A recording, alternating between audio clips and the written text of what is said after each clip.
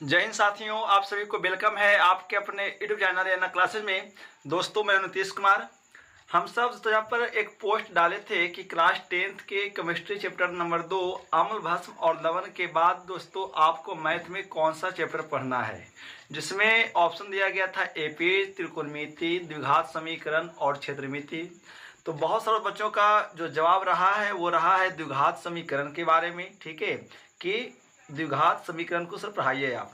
तो दोस्तों, आज हम यहाँ पर इस क्लास में बात करने वाले हैं द्विघात समीकरण का पूरा बेसिक कि द्विघात समीकरण आखिर दोस्तों क्या होता है और उसका छोटा छोटा सा यहाँ पर कॉन्सेप्ट को यहाँ पर क्लियर करने वाले हैं। ठीक है, ताकि हम उस क्लियर को समझ पाएंगे और अच्छे तरीके से दोस्तों जब हम सवाल लगाएंगे यहाँ पे चैप्टर स्टार्ट करेंगे 4.1 चैप्टर, तो हमें यहाँ पर अच्छे तरीके से पढ़ने का मौका मिलना चाहिए और दोस्तों समझ में आना चाहिए। ठीक है, तो सबसे पहले बात आप सब तो कापी खोलिए, कापी खोलकर किताब खोलना दोस्तों, और आप अच्छे से वीडियो को तो पूरा देखिएगा। ठीक है, और अच्छे से तो समझिएगा कि हम सब जो पाठ है हम जो पढ़ने वाले हैं द्विघात समीकरण, आखिर उसमें क्या क्या पढ़ना है, कौन कौन सा ऐसे बेसिक चीज़ हैं दोस्तों जी। ठीक है, जो हम सबको पढ़ना चाहिए है ना, ऐसे कौन कौन से बेसिक चीज़ हैं दोस्तों जो हम सब क्या सबसे पहले पढ़ना होगा।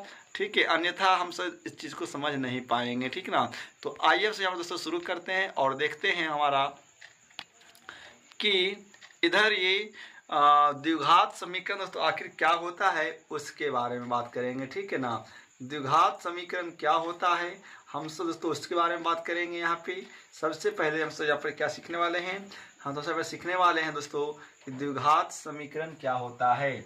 तो आप सब बनाइए एक टॉपिक दीजिए, अध्याय 4 जिसका नाम है द्विघात समीकरण। इसका क्या नाम है?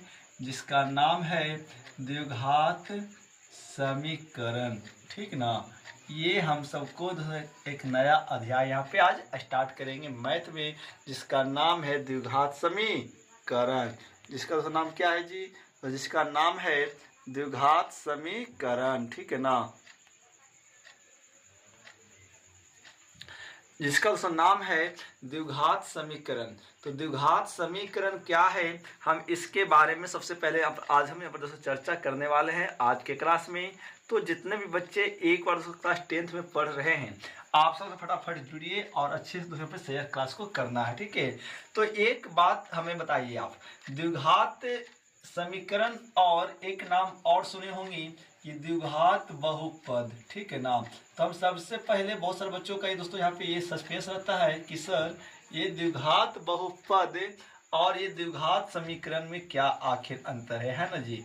द्विघात बहुपद और द्विघात समीकरण में क्या अंतर है, हम सबसे पहले यहाँ पर ये जानते हैं। ठीक है, क्योंकि बहुत से बच्चों को सस्पेंस रहता है कि सर जो द्विघात बहुपद है क्या वही द्विघात समीकरण है, क्या सर जो द्विघात समीकरण है वही द्विघात बहुपद है। ठीक है ना, तो आप एक बात बताइए, जब हम यहाँ पर किसी प्रकार का एक बीजीय व्यंजक लिखते हैं, ठीक है ना, जब हमसे जब एक इस प्रकार का एक व्यंजक लिखे, चूंकि हम सब यहाँ पर द्विघात समीकरण स्टार्ट किए हैं दोस्तों, तो स्पष्ट बात है कि अधिकतम जो चर संख्या पर जो पावर होगा वो कितना होगा, तो 2 होगा। क्योंकि जिस चर संख्या पर अधिकतम पावर 2 होता है ना, तो हम सब उसे द्विघात बहुपद कहते हैं। तो द्विघात का मतलब ही है कि चर संख्या पर वो पावर 2 के रूप में होना चाहिए। तो यहाँ पर और चूंकि द्विघात बहुपद है, तो द्विघात बहुपद भी वही कहता है कि हमारे चर संख्या पर जो अधिकतम घात है ना वो 2 ही होना चाहिए। ठीक है ना, तो हम सब इसे द्विघात कहते हैं। अब चूंकि वो द्विघात बहुपद होगा कि वो द्विघात समीकरण होगा, हम सब को हम समझने की बात है। ठीक है, तो आइए हम एक एग्जाम्पल लेते हैं यहाँ पे कि 6x² प्लस 4x प्लस 3 लिए। ठीक है ना, और एक इधर और लेते हैं, यही सेम टू सेम लेते हैं क्या कि 6x² प्लस 4x प्लस 3 बराबर हम 0 ले लेते हैं। तो अब क्या है सर कि इसमें कौन द्विघात है, इसमें कौन द्विघात समीकरण है और कौन द्विघात बहुपद है। तो एक बात हम सबको याद रखना है कि जब किसी भी द्विघात बहुपद के बराबर में हम कुछ लगा देते हैं ना, तो वो हमारा एक द्विघात समीकरण कहलाता है। क्या कहलाता है? तो वह हमारा एक द्विघात समीकरण कहलाता है, याद रखिएगा। और जब हम सब किसी भी एक बीजीय व्यंजक में हम बराबर में कुछ नहीं लगाते हैं और सिर्फ उसे वैसे ही छोड़ देते हैं, तो हम सब इसे यहाँ पे द्विघात बहुपद कहते हैं। बात समझ में आया कि द्विघात बहुपद और द्विघात समीकरण में क्या अंतर है दोस्तों। तो यदि हम कोई एक बीजीय व्यंजक लिखते हैं और बीजीय व्यंजक लिखने के बाद उसके बराबर में कुछ भी लगा देते हैं या लगा देखना है, तो यानी वो याद रखिएगा कि वो चूंकि समीकरण होगा, और वो जैसा होगा पावर 2 वाला होगा तो उसको द्विघात समीकरण बोलेंगे, यदि पावर 1 वाला होगा तो उसको यहाँ पर रैखिक समीकरण बोलेंगे, यदि उस पर पावर 3 होगा तो हम सब उसको क्या बोलेंगे, त्रिघात बोलेंगे ना। तो ये सारी चीज़ें उसके यहाँ पर दोस्तों बोलते हैं, ठीक है। अब है कि यदि इस प्रकार से हम एक लेते हैं समीकरण लिए, ठीक है ना, यदि यहाँ पर लिए क्या 2x स्क्वायर प्लस 4 बराबर दोस्तों 3, तो क्या सर ये क्या है, तो यहाँ पर ये भी एक हमारा क्या है, द्विघात समीकरण है, क्योंकि चर संख्या पर जो अधिकतम घात है ना वो कितना है, 2 होता है। अब बट हम ऐसे एक प्रकार से और लिखे कि 4x स्क्वायर प्लस 5 दोस्तों, तो ये क्या है सर, तो ये एक द्विघात बहुपद है। क्यों सर, क्योंकि इसके बराबर में कुछ नहीं है, तो ये एक क्या है, द्विघात बहुपद है। तो अब यहाँ पर डॉट क्लियर हो पाया है कि द्विघात बहुपद और द्विघात समीकरण में क्या होता है। जो द्विघात बहुपद के गुण होते हैं वही द्विघात समीकरण के भी गुण होते हैं, ठीक है ना। जिस प्रकार से हम सब पढ़े थे बहुपद चैप्टर में कि यदि वो द्विघात बहुपद होगा तो है ना, जितना घात होता है किसी भी बहुपद का उतना ही शून्यक होता है। उसी प्रकार से यहाँ पे समीकरण में भी वही बात होगा कि जो समीकरण रहेगा उसका शून्यक भी वैसा ही होगा। यदि वो द्विघात समीकरण है तो उसका भी शून्यक 2 होगा, यदि वो द्विघात बहुपद है तो उसका भी शून्यक 2 ही होगा।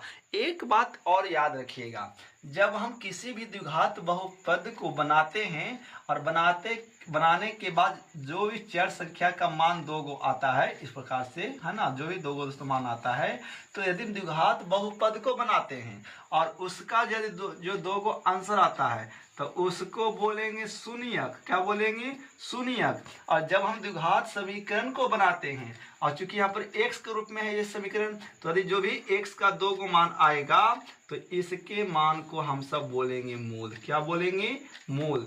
यानी जब हम द्विघात बहुपद पढ़ेंगे और उसका जब 2 आंसर आएगा, क्योंकि द्विघात बहुपद है तो 2 आंसर तो आना ही आना है। चर संख्या जो भी रहे, x के रूप में रहे, y के रूप में रहे, जो भी रहेगा तो उसका 2 आंसर तो अबे करेगा, तो उसके आंसर को बोलेंगे शून्यक। किसका, द्विघात बहुपद वाले को।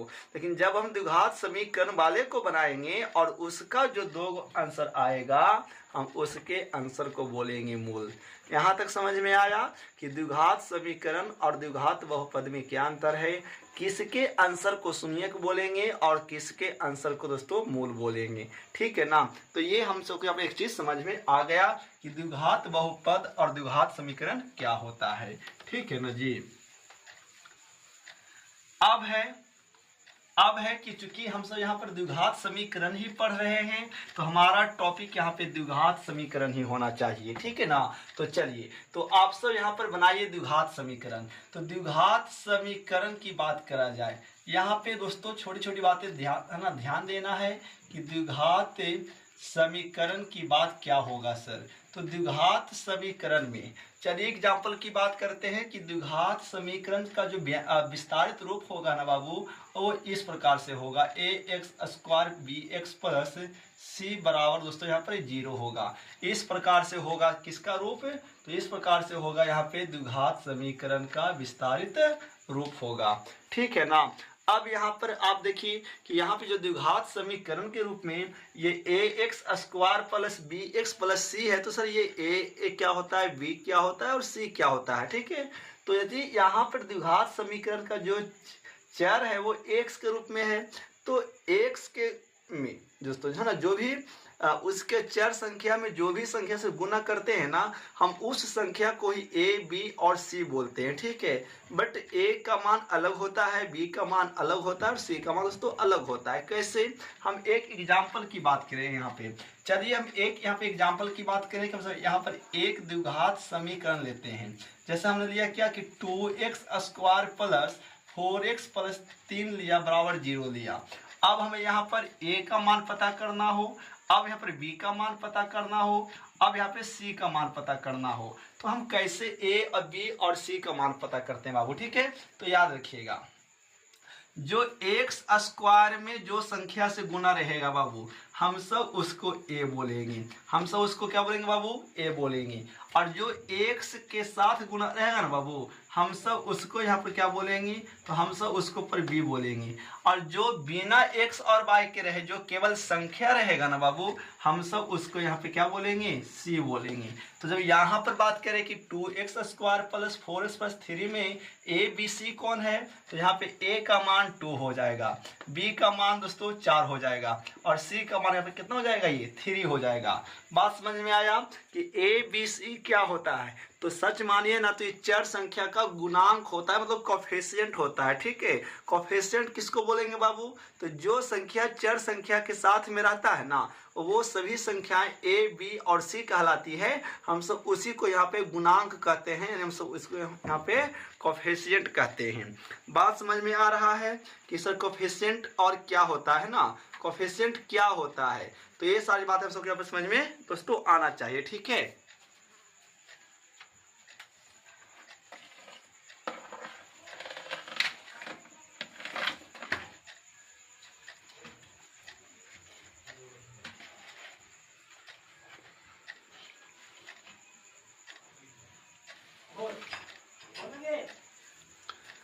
ठीक है बाबू। तो यहाँ पे ए बी और सी का मान क्या होता है वो हम सबको यहाँ पे कुछ समझ जाए, है ना, कि यहाँ पे ए बी और सी का मान दोस्तों क्या होता है। ठीक है, तो ए बी और सी की मान बात करें तो ये समझ में आया। अब हम एक सवाल और देते हैं, ठीक है ना, हम एक सवाल और देते हैं, इसमें हमको बताएंगे ए और बी सी का मान क्या होगा। जैसे हमने देखा क्या कि 6, चलिए अगला हम जो समीकरण लिखते हैं वो लिखते हैं बाई के रूप में, तो लिखेंगे 6y square minus 4y plus 3 बराबर 0। अब हमें यहाँ पर a का मान पता करना हो, b का मान पता करना हो और c का मान पता करना हो, तो यहाँ पे a और b और c का मान कौन होगा। तो अब हम आपको बताएं क्या कि जो भी है ना पावर 2 वाला के साथ में रहेगा ना संख्या गुना होल, हम उसको a बोलेंगे। तो यहाँ पर स्क्वायर वाला के साथ में कौन संख्या गुना है बाबू, 6 है, तो ये हमारा a हो जाएगा। b बाबू किसको बोलेंगे, जो चर संख्या पर किसी प्रकार का पावर नहीं होता है और उसके साथ वो संख्या गुना रहता है, तो उसको b बोलते हैं बाबू। ठीक है, तो यहाँ पर ये 22 है, तो 22 के साथ कितना है बाबू, -4 हो जाता है, चिन्ह को हमको साथ में लेकर चलना है, ठीक है ना, तो ये -4 हो जाता है। और सी बाबू किसको बोलेंगे, तो सी उसको बोलेंगे जिसमें कोई प्रकार का चर संख्या एक्स और वाई साथ में नहीं होता, जो अकेला होता है ना बाबू, हम सब उसको यहाँ पर क्या बोलेंगे, बिल्कुल सी बोलेंगे। तो बात समझ में आया कि यहाँ पे ए बी और सी कौन होता है। तो यहाँ पर ए जो हमारा है बाबू वो 6 है। अब बोलेंगे सर कि 6 के आगे कोई चिन्ह क्यों नहीं यहाँ पर लगाए, बी के सामने आपने -4 क्यों लिखा बाबू, तो ए के साथ में यहाँ पर ए 6 के रूप में है, क्योंकि 6 के आगे कोई चिन्ह नहीं है, तो इसका मतलब है कि जो ए जो संख्या है ना बाबू वो हमारा प्लस में है। और एक बात है कि हम सब मैथ में कभी प्लस को सर लिखते नहीं है, बात समझ में आ रहा है। ठीक है, अब माइनस वाला चिन्ह को लिखना है, ठीक है ना। यदि यहाँ पर b जो था ना बाबू वो b हमारा -4 के रूप में था, लेकिन यहाँ पर देखिए बाबू यहाँ पर b जो है वो +4 के रूप में है, तो हम अभी आपको बताएं क्या कि हम सब प्लस वाले चिन्ह को नहीं लिखते हैं, लेकिन इसके अलावा जो और चिन्ह साथ में रहेगा ना बाबू हम सब उसको वहाँ पर इंडिकेट करके जरूर लिखते हैं, ताकि समझ में आना चाहिए कि उसका वैल्यू किस रूप में है, वैल्यू पॉजिटिव है कि वैल्यू दोस्तों यहाँ पे नेगेटिव है, ठीक है ना। तो ये सारी बातें ए बी और सी में होता है। चलिए हम एक लास्ट सवाल देते हैं और हमें इसमें बताइएगा आप सब कि सर ए बी और सी का मान क्या है। हमने देखा क्या √3x² प्लस 5√6x और माइनस में लिखा 3√2, ठीक है, अब और लगा देंगे 0। अब हमें इसमें ए बी और सी का मान पता करना हो तो क्या होगा बाबू, तो बस सिंपल सी बात है कि हमने ए किसको बोला है, तो जो स्क्वायर वाला के साथ संख्या रहेगा ना उसको ए बोलेंगे। तो यहाँ पर ए कौन है बाबू, तो यहाँ पर ए है यहाँ पे √3, ठीक है ना। यहाँ पर बी कौन है, तो यहाँ पर बी है हमारा कौन यहाँ पे बाबू, जो बिना पावर वाला के साथ में रहेगा, तो बी कौन है बाबू, बी है यहाँ पर 5√6। और हमने सी किसको बोला है, जिसमें किसी प्रकार की चर संख्या नहीं होता है, जिसमें x और y साथ में लिखा नहीं रहता है ना, तो हम सब उसको यहाँ पर क्या बोलते हैं, तो हम सब उसको यहाँ पर बाबू सी बोलते हैं। तो यहाँ पर सी कौन है, और चूंकि सी के आगे चिन्ह माइनस का है तो हो जाएगा -3√2 हो जाएगा। बात समझ में आया कि द्विघात समीकरण में हमारा ए बी सी क्या होता है, ठीक है ना। आइए अब सब फटाफट इसको कमेंट कीजिए, और यदि आपको ए बी और सी निकालना पता दोस्तों हो गया है तो हम इससे आगे बढ़ते हैं और आगे की चीज़ों को हम यहाँ पर समझने का प्रयास करेंगे कि और चूंकि द्विघात समीकरण में ऐसे कौन कौन से बेसिक चीज़ हैं जो हमें समझना अति आवश्यक है। तो यहाँ तक समझ में आया पहला कि द्विघात बहुपद और द्विघात समीकरण में क्या अंतर है। फिर हमने समझा कि द्विघात समीकरण में जो ए बी और जो सी होता है वो क्या होता है, ठीक है। अब हम सब द्विघात समीकरण में है ना, हम सब किसी भी द्विघात समीकरण का ना अस्तित्व देखते हैं। क्या देखते हैं बाबू, अस्तित्व देखते हैं कि किसका कौन से समीकरण का अस्तित्व है या नहीं। तो बाबू हम सब किसी भी द्विघात समीकरण का ना, हम सब किसी भी द्विघात समीकरण का अस्तित्व है या नहीं, ये अस्तित्व का मतलब अब क्या होता है। अस्तित्व का मतलब ये होता है कि कौन सा ऐसा द्विघात समीकरण है जिसका मूल निकल सकता है, और कौन से ऐसे द्विघात समीकरण नहीं है जिसका बाबू मूल नहीं निकल सकता, जिसका जो दो गो आंसर आता है वो किसका दो गो आंसर आ सकता है और किसका दो गो आंसर नहीं आ सकता है। तो जिस द्विघात समीकरण का अस्तित्व होता है उसका दो गो मान निकलेगा बाबू, और जिस समीकरण द्विघात समीकरण का अस्तित्व नहीं होगा उसका दो गो मूल बाबू नहीं निकलता है। तो अब ये अस्तित्व है या नहीं ये चेक करने के लिए बाबू हम सबसे पहले यहाँ पर क्या करते हैं,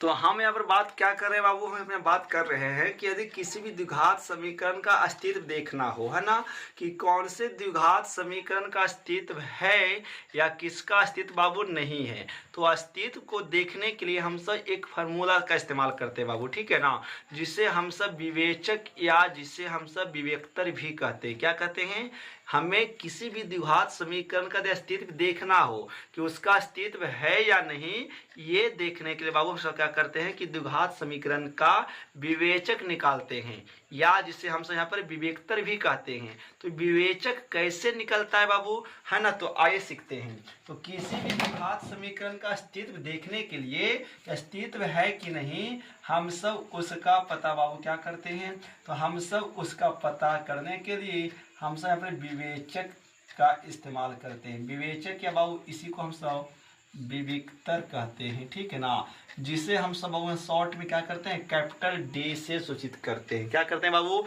कैपिटल डी से सूचित करते हैं, ठीक है ना। तो याद रखिएगा कि किसी भी द्विघात समीकरण का अस्तित्व देखना हो कि अस्तित्व है कि नहीं, किसका आंसर आ सकता है कि नहीं, वो पता करने के बाद क्या करेंगे यहाँ पे कि द्विघात समीकरण का विवेचक निकालेंगे। विवेचक का फॉर्मूला होता है बाबू कि b² minus 4ac, b² minus बाबू 4ac, ठीक है ना। ये फार्मूला हम सबको याद रखना है कि किसी भी द्विघात समीकरण का, ठीक है बाबू, किसी भी द्विघात समीकरण का अस्तित्व देखना होगा तो हम सब उस द्विघात समीकरण का विवेचक निकालेंगे। अभी हम आपको बताए बाबू यहाँ पे कि ए बी सी क्या होता है, अभी आप परिचित है। तो आइए हम सब इस विवेचक के तहत देखते हैं कि कौन से द्विघात समीकरण का अस्तित्व होगा और अस्तित्व नहीं होगा, ठीक है ना।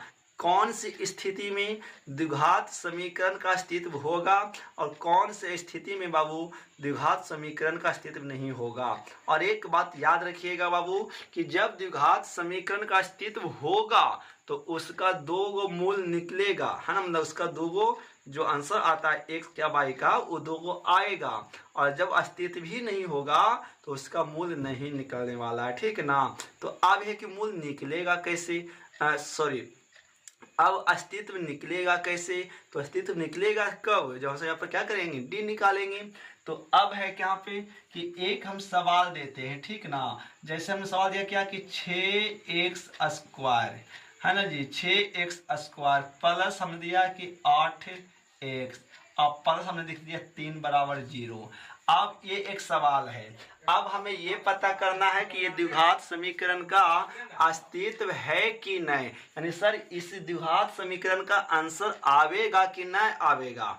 आवेगा तो कैसा आवेगा वो तो बात की बात है। पहले हमसे ये देखेंगे कि सर ये द्विघात समीकरण के आंसर आवेगा कि नहीं आवेगा।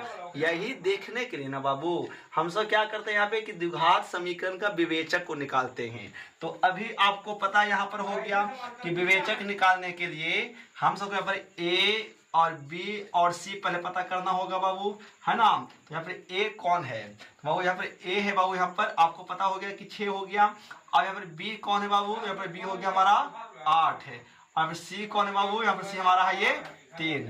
अब चूंकि विवेचक देखना है तो फार्मूला आपके बाबू सामने है कि d बराबर बी स्क्वायर माइनस 4ac।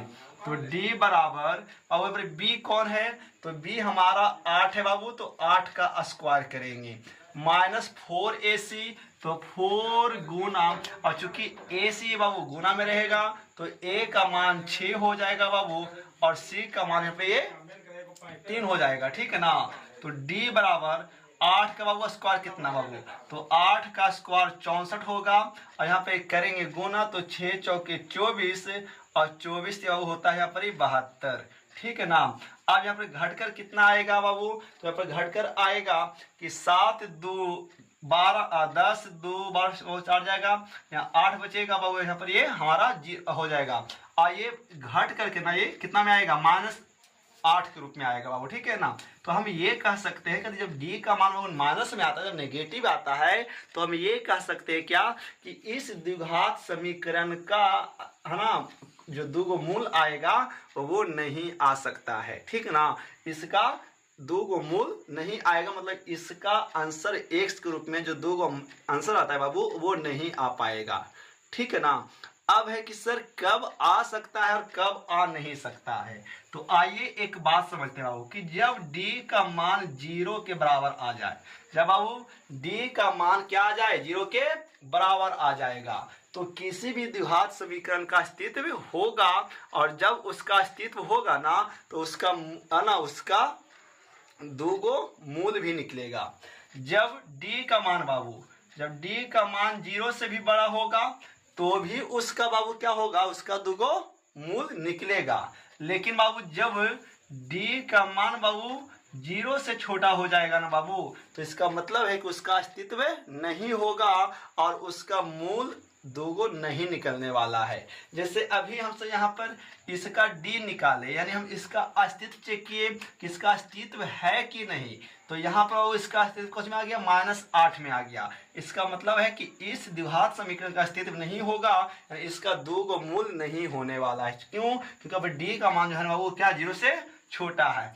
0 से छोटा कब होता है आपको पता है ना, कि जब मान माइनस में होता है ना तो वो होता है 0 से छोटा, और जब 0 से बड़ा हो जाएगा तो बोलेंगे क्यों 0 से बड़ा है, और जब बाबू 0 के बराबर होगा तो भी उसका अस्तित्व होगा। मतलब खाली d का मान माइनस में आवेगा ना तो उस द्विघात समीकरण का कोई आंसर ही नहीं आएगा। हाँ, आंसर कब आएगा, या तो d का मान 0 आ जाए या d का मान 0 से बाबू बड़ा हो जाए। बात समझ में आ रहा है यहाँ पे। आइए एक बात हमसे बाबू और समझते हैं कि सर जब d का मान 0 आ जाए या d का मान 0 से बड़ा आ जाए या d का मान बाबू 0 से छोटा हो जाए, तो पहली तो बात क्या है कि जब d का मान 0 से छोटा आ गया तो उसका तो कोई मूल ही नहीं होगा, उसका बाबू कोई बात ही नहीं यहाँ पर करना है। केवल ये देखना है बाबू, याद रखिएगा कि जब d का मान 0 हो जाता है ना जी, जब d का मान क्या होता है 0 होता है, तो उस द्विघात समीकरण के ना, उस द्विघात समीकरण के पता कैसा होगा, दो बराबर